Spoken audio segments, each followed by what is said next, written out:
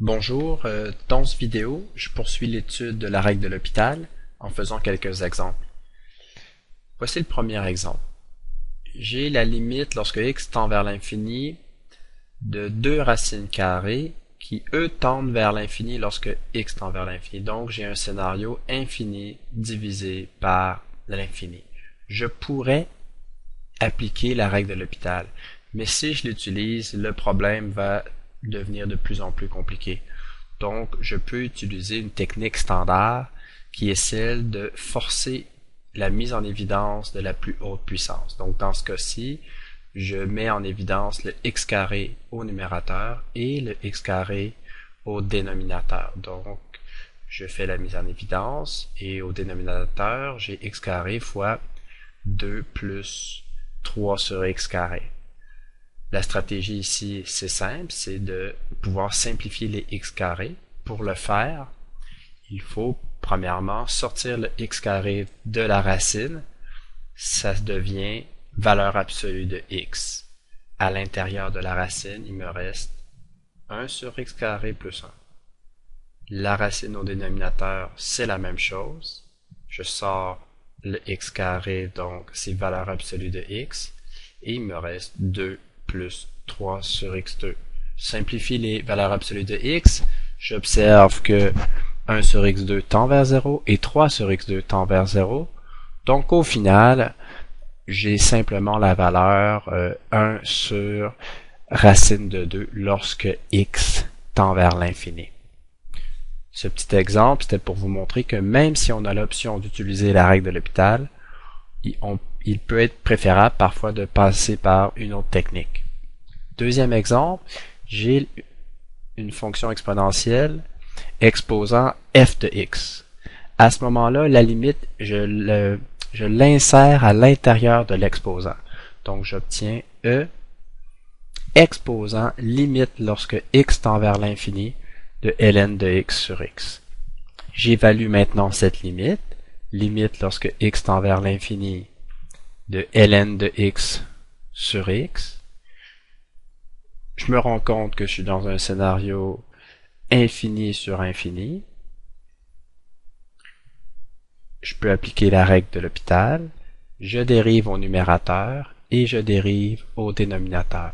J'obtiens limite lorsque x tend vers l'infini de 1 sur x divisé par, je dérive x, c'est 1 divisé par 1. Lorsque x tend vers l'infini, j'ai donc 1 sur l'infini, ce qui me donne 0. Donc l'exposant tend vers 0, donc la réponse est e à la 0, ce qui donne 1. J'ai complété cet exemple-ci. Dans un dernier exemple, j'ai x tend vers pi sur 2 et j'ai la fonction sécante de x qui se retrouve au numérateur et au dénominateur. Or, sécante de pi sur 2, qu'est-ce que ça vaut? Sécante de pi sur 2, c'est simplement 1 sur cos de pi sur 2. Et cos de pi sur 2, c'est cos de l'angle 90 degrés, c'est 0. 1 sur 0. Or, on ne peut pas vraiment diviser par 0. Il faut donc que je sache si c'est un 0 plus ou un 0 moins. Est-ce un 1 sur 0 plus ou 1 sur 0 moins?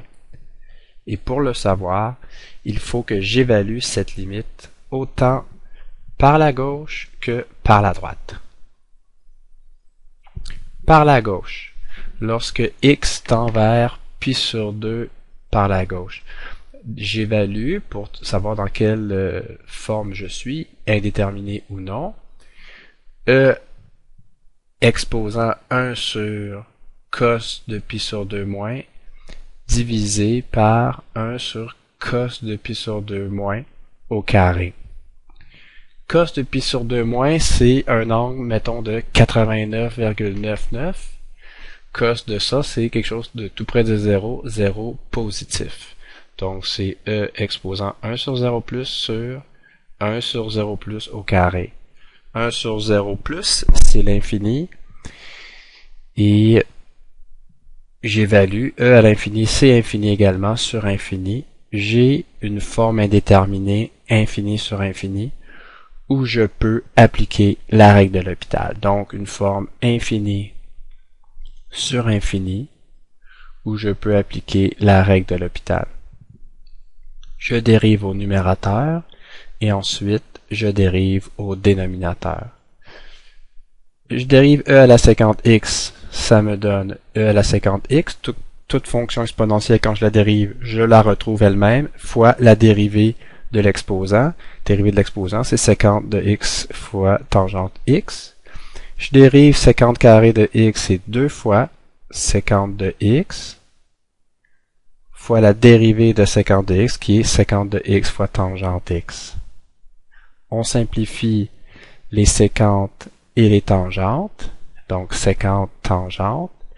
J'évalue maintenant, j'obtiens e exposant 1 sur cos de pi sur 2 moins,